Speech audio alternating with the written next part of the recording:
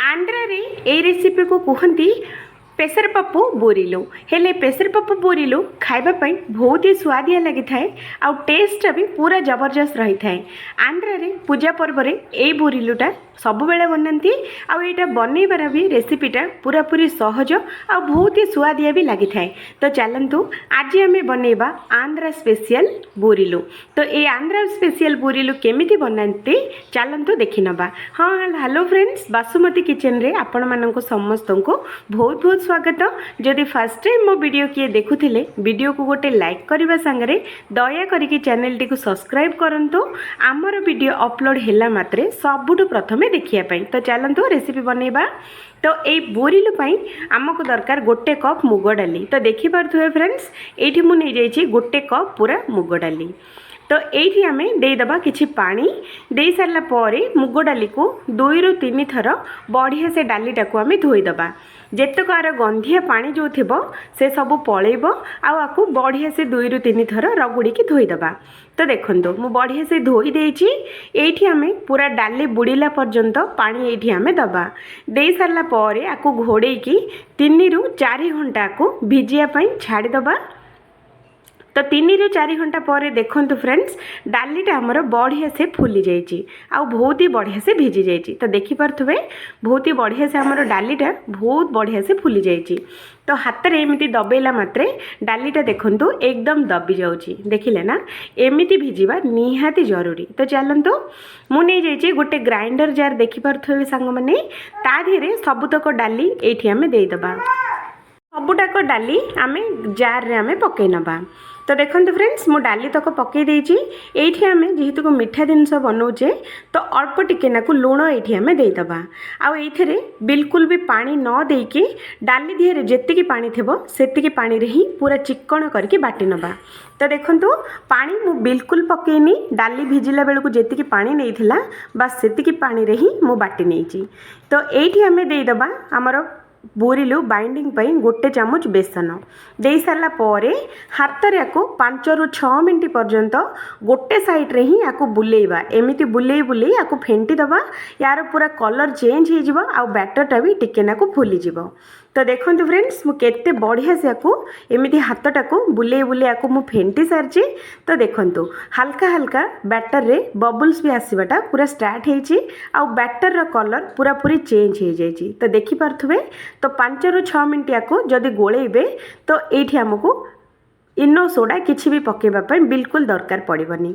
तो देखंतु हाथ रे एई साइज रो हमको बोरिलु बनैबार अछि। तो देखंतु हाथ रे अल्प अल्प नेकी एई साइज रो बनैबा। तो चलंतु फ्रेंड्स देखंतु एठी मु देई देइछि कुछ कड़ाई रे तेल गरम करिछि। एठी हमर तेल पाखरे खास ध्यान रखिबार अछि। तेलटा एठी पूरा हाई फ्लेम गरम रे बिल्कुल करिवेनी, मीडियम आंचरे ही तेलटा को गरम करेंगे। पूरा तेलटा को जदि बेसी गरम हो जाए तो एगुड़ाक पकईला मात्रे ही पोड़ीज। तो से तेलटा को टिके नाकु हल्का ठंडा ही थी हाथ में छोट छोट करके आम पकेबा। आ गैस रो फ्लेमटा को लो टू मीडियम रे एगुड़ाक फ्राए करवा। हाई फ्लेम रे फ्राए कले बेसी ए जो बोरिलु गुड़ाक तेलिया हो जिवो। तो से लो टू मीडियम रे एगुड़ा को आम फ्राए करवा। तो देखंतु मु छोट छोट पकई थी किंतु तेल रे पड़िला मात्रे एगुड़ा को फुली जाइए। देखिले ना। तो एपट सेपट करके एगुड़ा को 5 ରୁ 6 मिनट एगुड़ा को कलर चेंज हैला पर्यंत ए बोरिलु गुड़ा को आम फ्राए करवा।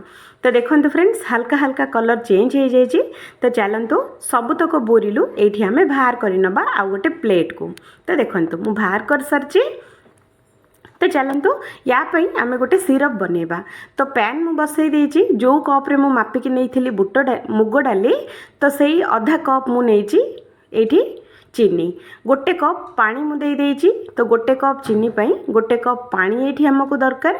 2टी गुजराती को छेचिकी एठी आमे दे दबा। आपको गुंड न करके एमिति दरदरा करके छेचिकी दबा। आ बढ़िया से कलर आसिया पई हमको दरकार एठी गोटे चुटकी हळदी गुंड एठी आमे दे दबा।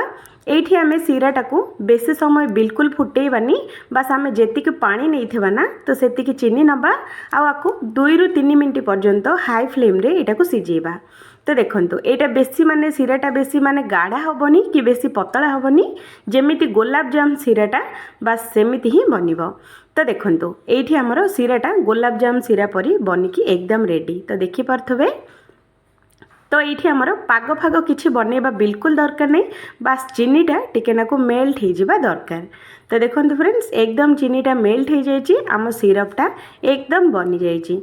तो चलतु ये आम गैस टाक पूरा बंद करदे आगुरी जो आम छाणिकी रखी बोरिलु ये आम सबुजाक देदेबा।